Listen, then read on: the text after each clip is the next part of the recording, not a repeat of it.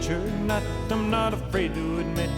I'm wild about the wild things and I'm proud of it. I'm just a simple case, open and shut. No doubt about it, I'm a nature nut. Today we'll go bird watching, tomorrow we'll catch toads. The next day we'll take photographs of bugs along the road.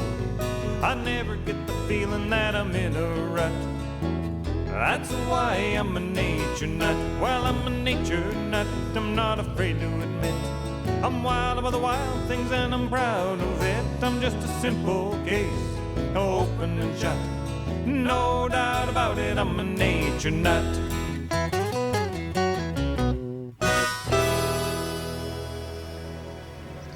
Well, hello there, nature nuts. Are you ready? I've got a great plan for us today. This time, instead of making a show about some particular kind of animal, like frogs or squirrels or flies or beetles or something like that, we're gonna throw the doors wide open, we're gonna stay flexible, we're gonna do the sort of nature watching that most of us do anyway. We're just gonna go on a general tour. And today, we're in the Rocky Mountains. How can you go wrong? The Kananaskis Valley of Alberta, to be specific. But the general principles of mountain nature watching apply just about everywhere you've got mountains. The mountains are, well, you know, they're very well known for wildlife. They're a favorite destination for nature-loving people everywhere. And in fact, I mean, gee, you know, I've been going to the mountains since I was a kid. We'd take mountain vacations back in the 60s. My dad used to bring the wind-up Regular-8 movie camera. You see wildlife, get all excited. Oh, there's a bear in the ditch or something like that. Beautiful scenery, snazzy hotels. Ha! Just makes me excited thinking about it. And the great thing is, those same opportunities, they're still available to you and me today. Most of the uplift that formed the Rocky Mountains happened in the Eocene period some 45 million years ago.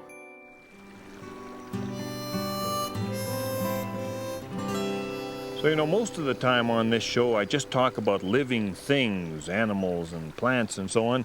But when you're in the mountains, you can't help but be impressed by the geology as well. This is my friend Scott Mayer. Scott has been an interpretive naturalist in the mountains for many years, and he's the right guy to ask about the mountains. Scott, this is a beautiful mountain here. What can you tell us about it? Well, this is a mountain that's called an anticline, John. If it wasn't eroded away on the top, you could follow the layers of rock up and over and down the other side. So it'd make the shape of a letter A. No, it's beautiful. So it would have been a peak originally. Originally, yeah. There's other kind of mountains too that bend the other way, like a big U shape. Those are called synclines. And you can remember that easily by thinking, you know, when I'm sinning, I'm smiling. It looks like a big smile on the rock. There you go. Something like that. You know, when David Thompson first came here many, many years ago, that famous Canadian explorer and map maker, he looked at all the shapes and folds of the rocks, and they sort of looked like the ocean to him. He thought of this as sort of a petrified ocean. He didn't realize how close he was to the actual fact, because most of the rocks in this valley are limestone, and limestone is made up of the shells of little organisms that lived in a warm tropical ocean that was here 300 million years ago or so. And those little animals living and dying and falling to the bottom of the ocean built up, you know, thousands of meters thick over those millions of years, compressed, and the forces have created the rock that we see here. You know, you'd think with all of those dead critters making up this rock, that this rock would stink, wouldn't you? Oh, yeah. Well, in fact, they do. The rocks are made of calcium carbonate, and the dust, when it floats in the air, reacts with your nose, and it smells like rotten eggs. Is that so? Yeah. The story of how the mountains came up the way they are now is a story that originates west of us here. The Earth is made of lots of plates that move around on the mantle of the Earth, and when those plates collide, well, titanic forces are in play there. In this particular area, what's happened is that the rocks have been bent by those forces. Yeah, it's hard to imagine. I mean, that's a lot of force. Unbelievable. Well, sometimes the forces are so strong that the rocks actually break and faults are created. Some of the valleys here are created by fault-fractured rocks, where a whole layer of rock will break and be thrust over another layer of rock, making a whole mountain range. Yeah, it's really interesting. And it's so magnificently scenic as well. And I mean, I just get a real kick out of mountain geology. I also get a kick out of the fact that it makes for fast streams and high altitudes and lots of good habitats for mountain animals. You want to see critters, this is a good place to come, that's for sure. Yeah, yeah. Well, let's go out and have a look at some more mountain animals. What do you say? I can hardly wait. Let's go. do it.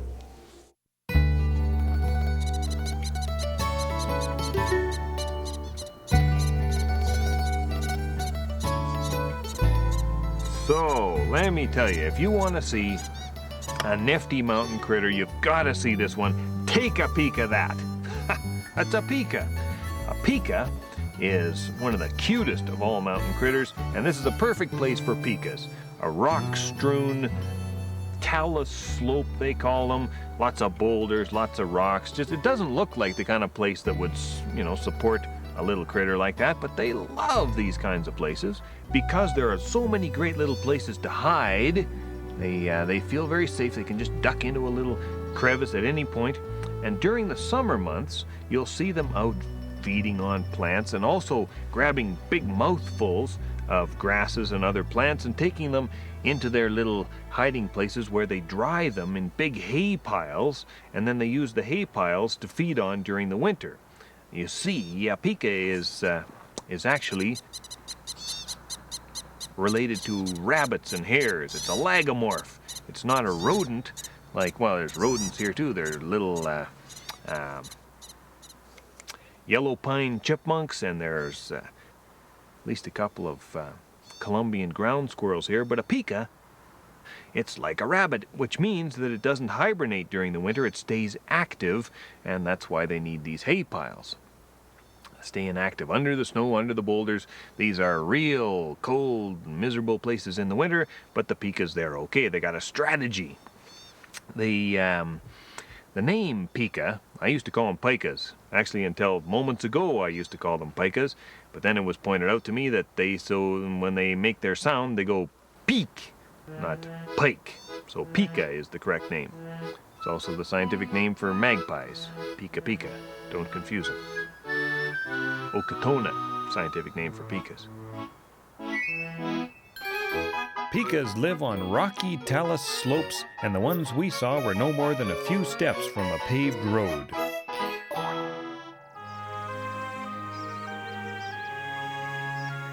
The mountains are wonderful for butterflies and, of course, for wildflowers. Now, both the flower season and the butterfly season, they're short in the mountains, but while they're on, they are very intense. Now, I wanted to show you some truly, mountain specialty kind of alpine butterflies. We tried to drive up to a fire lookout, but there was a big tree down across the road. We couldn't get our gear to the top of the mountain. And we'll do that another time. But that's not to worry. Almost any little sunlit patch of ground with some flowers is going to be great for mountain butterfly watching. And I've got butterflies from 4 different butterfly families flitting about me right now. Let's have a look at them.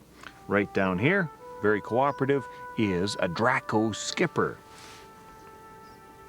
It's one of the folded winged skippers, and you can recognize them right away by the fact that they hold the front wings up at a pretty steep angle and the hind wings at a nice flat angle.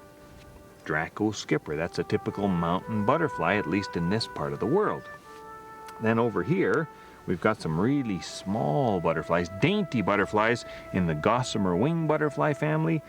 These are northern blues, and apart from being small, dainty, and beautiful, it's interesting that the male has a completely different color pattern than the female. The male has bright blue upper wing surfaces, and the female has brown upper wing surfaces with little orange dots along the edges. We call those orange dots the aurora. Very nice name, beautiful butterfly.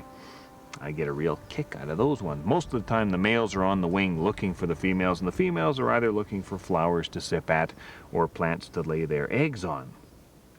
Caterpillars take a long time to develop in the mountains too. Sometimes they'll take 2 years to develop instead of a single year if they were in a warmer place further down in elevation. Anyway, on to the next family. Down here we've got some sulfurs in the white and sulfur family, as well as, there's a cabbage white there, which is, it's a butterfly you could find in your back alley just about anywhere. But we've got 2 species of sulfurs as well. The clouded sulfur that's That's just kind of a regular yellow looking sulfur. And then this beautiful Christina sulfur with a bit of orange in the wing and a greenish underside. Just a delicate, lovely butterfly. And it is a mountain butterfly that also lives in the northern forests in Canada. You know, it's about the same degree of coolness here as it is further north in the boreal forest, so you get a lot of species that live in both places. So that's 3 families: skippers, whites and sulfurs, and gossamer wings. The 4th family is represented over here. We have a brush-footed butterfly, and this is the Mormon fritillary. It's a nice small orange and black fritillary. I wish it would close its wings up, and then you'd see that they're greenish on the underside. That's part of how you recognize the Mormon fritillary. But that's a fairly typical mountain critter too, but it does spread far and wide elsewhere. So, if you can't find yourself a bear or a moose or a bighorn sheep to take a picture of, stop by any little sunlit, flowery place, do a little butterfly watching.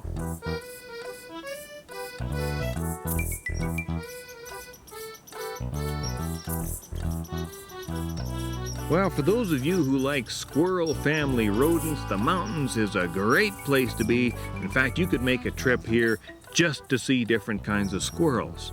That's how good it is.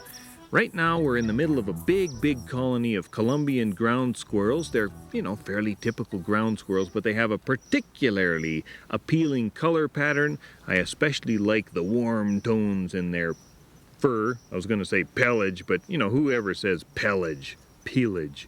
Don't even know how to pronounce it. Just say fur. They have beautiful, warm, orangey, rusty noses, and they're good-looking squirrels. We're in the last half of summer right now, and pretty soon the adult females, which, are sort of the ones who run the colony here, they'll be going into hibernation. The young ones will go into hibernation soon thereafter. These critters spend most of their life hibernating, so you might as well get out and have a good look at them while they're up and about in the short mountain summer.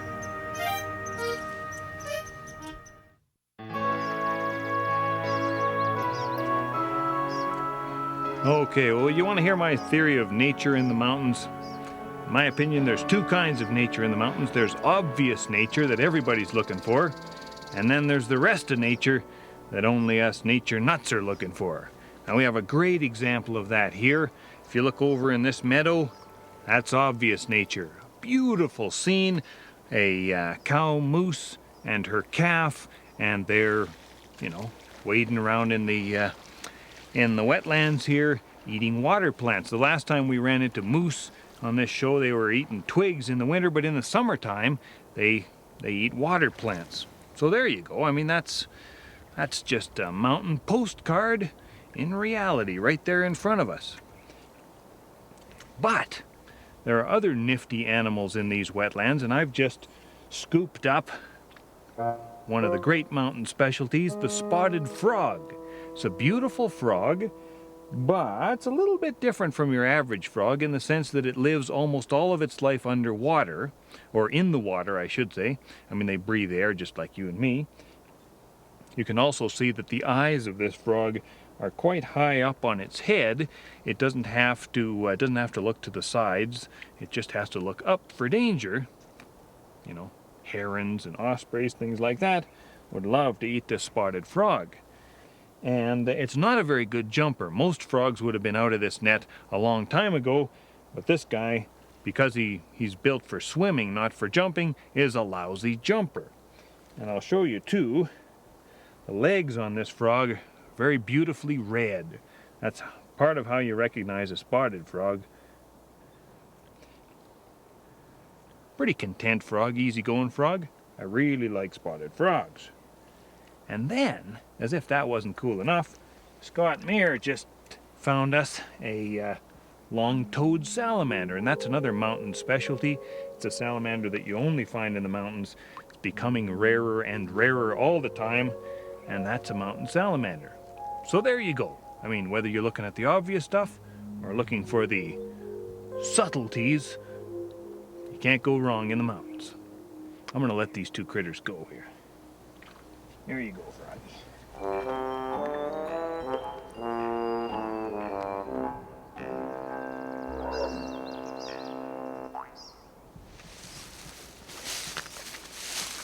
I don't want to put the salamander back in the lake because it'll probably just get eaten by a trout. They prefer these sort of semi-soggy, mossy places. That's where Scott found them, so that's where we'll put him back. Come here, little guy. There you go.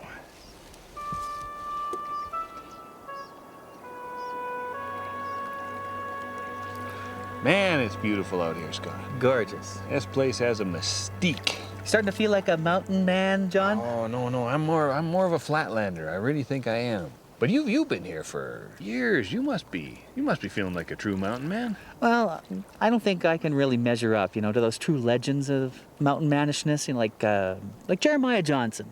Or Grizzly Adams. Or how about, well, the biggest mountain man of all, Yoe DeSciz. Yoe DeSciz. Yoe DeSciz. Yeah, there's a legend for you. Well, you got to check him out. I mean, you can't miss him. I mean, he's my favorite. He's an icon. I like those glasses of his. Made him out of scissors, his glasses. Look through the finger holes. Do you know, looking through those eye holes or little finger holes of the scissors, it's kind of dangerous though. You get sad, like Yoe did when the people started coming to the valley in large numbers. They were attracted by the serenity. Well, for Yoe, even one more person took that away, and it was sad. Scissors. He looked around. Where could I go? Where can I go? Escape from the people. He headed towards the high country, and he looked around these mountains and said, "Well, where's the best place to go?" And he looked right up there towards Mount Putnik and saw how the valley makes a pair of scissors. Mount Putnik. That's the last place we saw Yoda. He went heading straight up that valley, and he was never seen again. Well, you went out into the mountains. It made him shout. It was so grand. You roamed alone all through the mountains. And he came away a better man.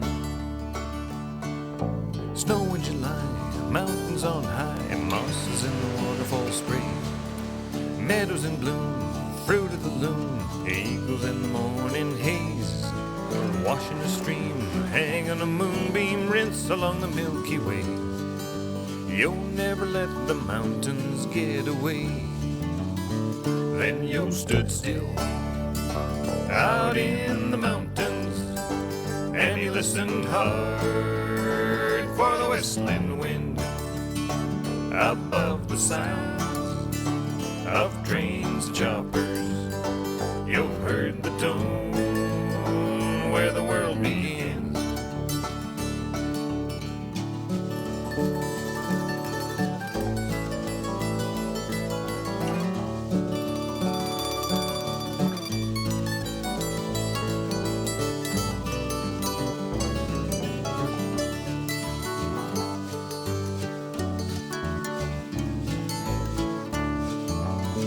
Well, you went out into the mountains, and he felt the pain of a changing land. You roamed alone all through the mountains, and he came away a better man. Pikas and rocks, big heavy blocks, squeaking in the morning sun. Bird on a wing, butterfly things and rodents at a dead heat run. Geological splendor every which way that the eye can see. It happened to you, it can happen to you or me. Well, you went out into the mountains, it made him shout. It was so grand.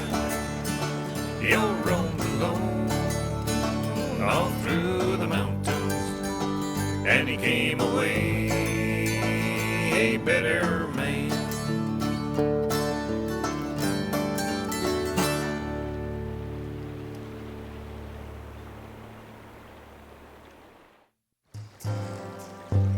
Now let's come back to this theme of the obvious and the not so obvious when it comes to mountain nature. One of the most obvious parts of mountain nature is the fact that there are forests here. There are lots of forests, especially on the lower parts of the mountains. Everybody loves the forests. But if you or a plant-eating beetle, these forests, they just look like a whole bunch of food. And so the mountains are also a great place to look for interesting beetles. I was just down by the lake. There are some leaf beetles on the leaves of the willows. They're called Lina, L-I-N-A, one of the easiest scientific names in the world to learn. Lina, and the adults are crawling around on the leaves. There are lots of pupa just ready to hatch. It's a beautiful scene. Admittedly, though, Lina is not a very colorful beetle, but if you want a colorful beetle, look at this. Now, isn't this nice? This is a metallic wood-boring beetle. They like to sit on the sunlit sides of trees. That's where they meet their mates. That's where they lay their eggs, and the larvae, they drill just under the bark in the trees. Some of them are pests. This one is not a pest. This is a Buprestis. I'm not sure which Buprestis, but this is a Buprestis I've never seen before. It's a really good-looking Buprestis, and in fact, it's probably the best-looking Buprestis I've ever seen. When you get right down to it, how many other creatures on this planet are as good-looking as this Buprestis? That's really gorgeous. They're called metallic wood-boring beetles, partly because they have metallic colors, also because they kind of move in a metallic way. They look like little robots. That is one nice beetle. There are about 700 species of metallic wood-boring beetles in North America, and many are beautiful and iridescent. Well, I had an absolutely great time on this little mountain adventure. I hope you did too. It proves that you don't have to find a grizzly bear or a mountain goat, wolverine, some sort of classic mountain thing like that, in order to get a kick out of mountain nature. It's like anywhere else. All you really have to do is open your eyes, have a look around, and you're going to find things of interest. How did you like that Buprestis? That was a beautiful beetle. A real beauty. I can hardly wait to come back here. Anyway, you know, I was getting a few questions from people on the crew about that Yoe DeSciz bit, and I have to explain it to you. When I was growing up, you know, I had 3 big hobbies: nature stuff, playing the guitar, and making goofy movies. And I'll tell you, I made a couple of real goofy movies about Yoe DeSciz. I like to take a personal approach to sharing my love of nature with you. That was just something I had to drag out of the closet and put on the screen. Hope you don't mind. I got a kick out of it myself. Anyway, I'm a movie nut, I'm a music nut, and I'm a nature nut. And I hope you are too. See you again soon.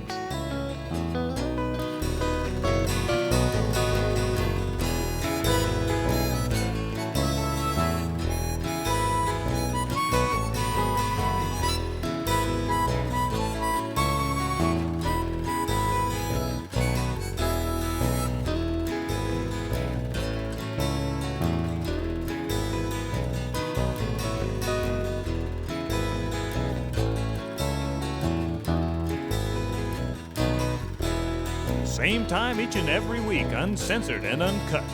No doubt about it, I'm a nature nut.